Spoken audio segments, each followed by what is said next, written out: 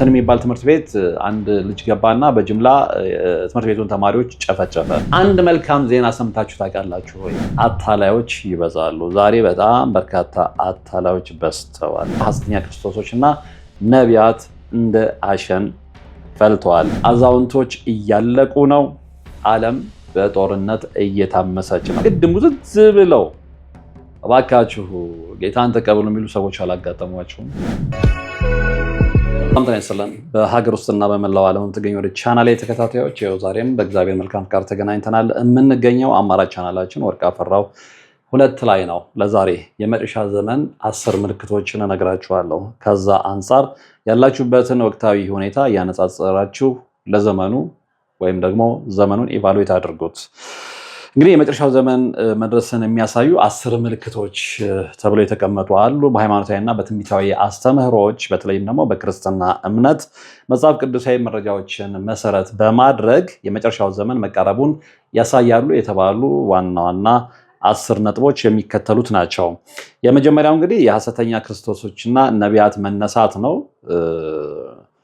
በክርስቶስ ስም የሚመጡ እኔ ክርስቶስ ነኝ የሚሉና ብዙዎችን የሚያስቱ ታላላቅ ድንቅና ታምራትን የሚያሳዩ አታላዮች ይበዛሉ። ዛሬ በጣም በርካታ አታላዮች በዝተዋል፣ እየተመለከትን ነው።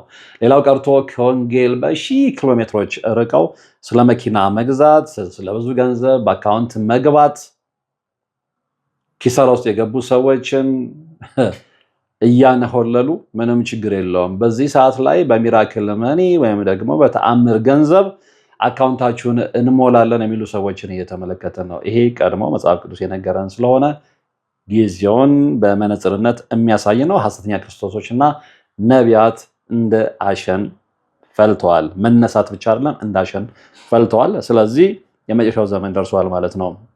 ጦርነትና የጦርነት ወሬ ትሰማላችሁ ነው። ሌላው እንግዲህ በህዝብና በህዝብ በመንግስትና በመንግስት መካከል የሚደረጉ ግጭቶች፣ የወረራ ስጋቶችና ዓለም አቀፍ ውጥረቶች ይበራከታሉ ነው። አሁን እየተመለከተን ያለነውን ዓለማዊ ሁኔታ መዋጀት ወይም ልብ ብሎ መመልከት ያስፈልጋል። እንግዲህ ህዝብ በህዝብ ላይ ከተነሳ ቆይቷል። መንግስት በመንግስት ላይ ከተነሳ ቆይቷል። መንግስታት በተለያዩ ምክንያቶች ጦርነትን እያካሄዱ ነው። ዜጎች ከቀያቸው እየተፈናቀሉ ነው። ህፃናት፣ አሮጊቶች፣ አዛውንቶች እያለቁ ነው።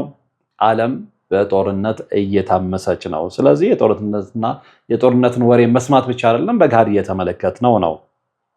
ሌላው ቀርቶ ህዝብ በህዝብ ላይ የተነሳ ነው። ወንድም ወንድሙ ላይ የተነሳ ነው። ወንድም ወንድሙን ሰይፍ እያነሳበት ነው። ስለዚህ ይሄ ምንም ጥርጥር የለውም ከመጨረሻው ዘመን ምልክት አንደኛው ነው። የመጨረሻው ዘመን ደርሷል እያልኳችሁ ነው። ሌላው የተፈጥሮ መዛባትና መከራዎች ናቸው። እንግዲህ በልዩ ልዩ ቦታዎች ታላላቅ የምድር መናወጥ ወይም ደግሞ ሰደድ፣ ራብ፣ ቸነፈርና ጽኑ የበሽታ ወረርሽኞች ይከሰታሉ ይለናል መጽሐፍ ቅዱስ። ሩቅ ምን አስኬዳችሁ? ትላንትና ነው ትላንትና ወዲያ ዜና እያየው ነበር። እንግሊዝ ውስጥ እንግዲህ የደረሰውን ጎርፍ ሁሉ የተመለከታችሁት ነው። ከዛ በፊትም የተለያዩ ቦታዎች የዓለም ክፍሎች ላይ ርዕደ መሬቶች፣ ጎርፍ፣ የመሬት መናድ፣ አውሎ ንፋስ ብዙ ነገሮችን እየተመለከትን ነው። ከመቼውም ጊዜ በላይ ማለት ነው። ከመቼውም ጊዜ በላይ እና የተፈጥሮ መዛባትና መከራዎች በጣም በጣም በጣም እየተበራከቱ ነው። ይህም የመጨረሻው ዘመን ማሳያ ምልክት ነው። ሌላው የፍቅር መቀዝቀዝና የአመፅ መብዛት ነው። እስኪ የተለያዩ ቻናሎችን ሪሞታችሁን ይዛችሁ እየቀያየራችሁ ተመልከቱ። አልጀዚራ፣ ብሉምበርግ፣ ስካይ ኒውስ፣ ፍራንስ 24 ሁሉንም ቻናሎች እያፈራርቃችሁ ተመልከቱ። አንድ መልካም ዜና ሰምታችሁ ታውቃላችሁ ወይ? ዜናውን ጠቅላላ ስትመለከቱት በዓለም አቀፍ ደረጃም ጦርነትን ነው የምትሰሙት። በዓለም አቀፍ ደረጃ አመፅን ነው የምትሰሙት። በዓለም አቀፍ ደረጃ ላይ ወርዳችሁ እንኳን በግለሰብ ደረጃ ስትመለከቱ እንትን የሚባል ትምህርት ቤት አንድ ልጅ ገባና በጅምላ ትምህርት ቤቱን ተማሪዎች ጨፈጨፈ። ወይም ደግሞ አንድ የሆነ ግለሰብ የሆነ ሱፐርማርኬት ውስጥ ገባና የሆነ ሰው ሊያገት ጩቤ፣ እንደዚህ አይነት ምልክቶችን ነው የምትመለከቱት። እና እያንዳንዱ የጠቀስኩላችሁም ያልጠቀስኩላችሁም የዜና አውታሮች ላይ ገብታችሁ ዜና ብትፈልጉ ዜና ለማየትም ገና ስትነሱ ምን አይነት ዜናዎችን ልትሰሙ እንደምትችሉ ታውቁታላችሁ። ከጦርነት ወሬ ውጪ ምንም ልትሰሙ አትችሉም። ወይ በተፈጥሮ አደጋ የጠፉ ሀገሮችን ነው የምትመለከቱት፣ ወይ ደግሞ የሚገዳደሉ ሀገራትን፣ የሚሰደዱ ዜጎችን፣ የሚደፈሩ ቤት አልባ የሆኑ ሰዎችን ነው የምትመለከቱትና የፍቅር መቀዝቀዝና የአመፅ መብዛት ሌላኛው ምልክት ነው። አዎ ህግ ማጣትና አመፅ በመብዛቱ ምክንያት የብዙ ሰዎች ፍቅር ቀዝቅዟል። የሰው ልጅ ለራስ ወዳድነት፣ ገንዘብን ለመውደድ እንዲሁም ትዕቢተኛ እንዲሆን ተገፋፍቷል። ሌላው እንግዲህ የወንጌል በዓለም ሁሉ መበሰር ነው። የመጨረሻው ዘመን ምልክት የክርስቶስን ወንጌል ለህዝብ ሁሉ ምስክር እንዲሆን በዓለም ሁሉ ይሰበካል ይላል መጽሐፍ ቅዱስ። ከዚያ በኋላ እንግዲህ መጨረሻው ይመጣል ነው። እሱን ደግሞ እየተመለከትን ነው። ብዙ ቦታዎች ላይ ወንጌል እየተሰበከ ነው። ሩቅ ምን አስኬዳችሁ እኛም ሀገር ስትመለከቱ እንግዲህ ማንም ሰው የፈለገውን እምነት የመከተል ነፃነት አለው፣ መብት አለው። ነገር ግን መንገድ ላይ አቁመው በግድ ሙዝዝ ብለው እባካችሁ ጌታን ተቀበሉ የሚሉ ሰዎች አላጋጠሟችሁም? እናንተ እኮ የራሳችሁ እምነት አላችሁ። የራሳችሁ እምነት ይኖራችሁ አይኖራችሁ ምን በቃ ምንም አይመስላቸው። they don't care። ነገር ግን በግድ ይዟችሁ እናንተ እምነት አልባ እንደሆናችሁ ሁሉ ሲሰብኳችሁ መመልከት የተለመደ ሆኗል እና ከተማ ሁሉ ያው በዛ ጩኸት ውስጥ ስለሆነ ማለት ነው። ስለዚህ የመጨረሻው ዘመን አንደኛው ምልክት ይሄ ነው። በዓለም ሁሉ የወንጌል መበሰር ማለት ነው። ከዛ ውጭ እንግዲህ ከዚህ ጋር በእምነት ምክንያት የሚመጣ ስደትና መከራም አብሮ የሚታይ ነው። በአማኞች ላይ የሚደርሱ ጽኑ ስደት፣ ጥላቻ፣ አሳልፎ መሰጣታትና መገዳደል ይበዛል። እሱንም እየተመለከትን ነው። ሌላው የመጨረሻው ዘመን ምልክት ምንድነው? የእስራኤል እንደ መንግስት እንደገና መቋቋም ነው። እንግዲህ በትንቢቱ መሰረት የተበተኑት እስራኤላውያን ወደ ምድራቸው ተመልሰው ሀገር መስርተውና የኢየሩሳሌምን ሁኔታ ለዘመኑ መጠናቀቅ እንደ ትልቅ ምልክት ያሳያሉ ተብሎ ይጠበቃል። ያም እንግዲህ ቅድመ ሁኔታዎችን እየተመለከትን ነው። ጥጆቹ ገብተዋል። ቤተ እምነቶች አንድ ቦታ ላይ የተሰሩ ነው። ያንን እየተመለከትን ነው። ስለዚህ በዚህ ውስጥ ሊነገራቸው የተፈለገው ምንድነው? አዎ የዘመኑ መጨረሻ ነው። ሌላው ምልክት ከሃዲነትና ከእውነተኛው እምነት ማፈንገጥ ነው። እንግዲህ ሰዎች እውነተኛውን ትምህርት ከመስማት ጆሮአቸውን የሚመልሱበት፣ ለራሳቸው ምኞት የሚስማሙ አስተማሪዎችን የሚሰበስቡበትና ከእምነት የሚወጡበት፣ በፈተና የሚወድቁበት ጊዜ ይሆናል። እንግዲህ ብዙዎች እምነታቸውን የለቀቁ ካዲዎች ሲሆኑ ተመልክተናል። እነሱ የሚፈልጉትን ነገር ብቻ ለመስማት እንደሚሽቀዳደሙ ታዝበናል። ስለዚህ ይሄ ቀድሞ በመጽሐፍ ቅዱስ ላይ የተነገረን ነው። ካዲነት ይበዛል፣ ከእውነተኛ እምነት ማፈንገጥ ይበዛል፣ ክርስቶስን መክዳት ይበዛል። ይህንን እየተመለከትነው ነው። ስለዚህ መጨረሻው ዘመን ምልክት ነው፣ ተቃርቧል ማለት ነው።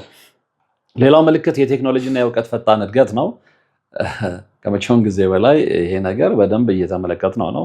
ሩቅ ሳንሄድ ዲጂታል ዘመኑን ልብ ብለን መመልከት ያስፈልጋል። እንግዲህ የዳንኤል ትንቢት እንደሚነግረን እውቀት ይበዛል፣ ሰዎች ወዲህና ወዲያ ይሮጣሉ፣ የዓለም ትስስርና የቁጥጥር ስርዓቶች ይዘምናሉ ብሏል። ስለዚህ ሩቅ መሄድ አያስፈልግም። ኤለን መስክ ጋር ሄዶ መፈተሽ ነው። ያንን ያው እንደ መሻሻል፣ እንደ መለወጥ፣ እንደ ትልቅነት የሚመለከቱ ሰዎች ይኖራሉ። አዎ ቴክኖሎጂውን እየናቅን አይደለም። ነገር ግን የቴክኖሎጂው እና የእውቀት ፈጣን እድገቱ ከስልጣኔ አልፎ መሰይጠን ሲሆን ግን ያው ጥያቄ ምልክት ውስጥ ይገባል እና ይሄ ሌላው ምልክት እንደሆነ ነው መጽሐፍ ቅዱስ የሚነግረን። ሌላው በሰማይና በከዋክብት የሚታዩ ታላላቅ ምልክቶች ናቸው። እንግዲህ ፀሐይ ትጨልማለች፣ ጨረቃ ደሟን ትመስላለች፣ ከዋክብትም ከሰማይ ይወድቃሉ፣ የሰማያት ኃይላትም ይናወጣሉ ይላል መጽሐፍ ቅዱስ እና ይህን ምልክት እያየ ነው አይደለም ወይ? ምሁራን የሚባሉ ሰዎች ይህንን እየነገሩን አይደለም ወይ? አዎ እየነገሩን ነው። ነገር ግን ከየትም አምጥተውት አይደለም። መነሻቸው መጽሐፍ ቅዱስ ነው። ሁሌም እኛም የምናምነው የምንከተለው እውነትና ሕይወት መጽሐፍ ቅዱስ ስለሆነ መጽሐፍ ቅዱስ ቀድሞ ተናግሮታልና ስለዚህ አሁን ብዙም የሚያስደንቅ ነገር ላይኖር ይችላል። ስለዚህ ይህን ጠቅለልን ስንመለከት 10 ዋና ዋና ምልክቶች እያየናቸው ነው፣ እያየናቸው አይደለም ነው፣ እያየናቸው ነው። ስለዚህ የዚህ ሁሉ ድምር ውጤት መደምደሚያው ምንድን ነው? የመጨረሻው ዘመን ምልክቶች ናቸው። ስለዚህ ከዚህ በኋላ የሚጠብቀን ምንድን ነው? ንስሐ ግቡ ነው። በቃ ይህንን ሁሉ ነገር የነገርኳችሁ ዘመን ተቀርቧልና ንስሐ ግቡ ለማለት ነው። በቃ መቋጫ እሱ ነው። ንስሐ ግቡ።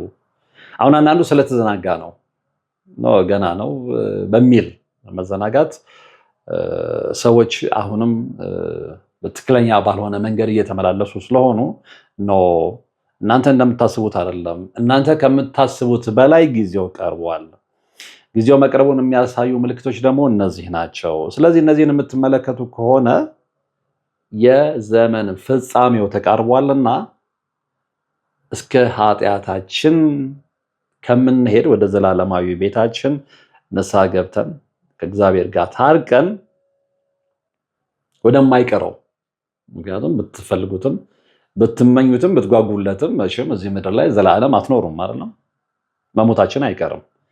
ስለዚህ ከመሞታችን በፊት ንስሐ ብንገባስ? በቃ የዛሬው መርሃ ግብር ማሰሪያው ይሄ ነው። ንስሐ እንግባ፣ ዘመኑ ተቃርቧል ለማለት ነው።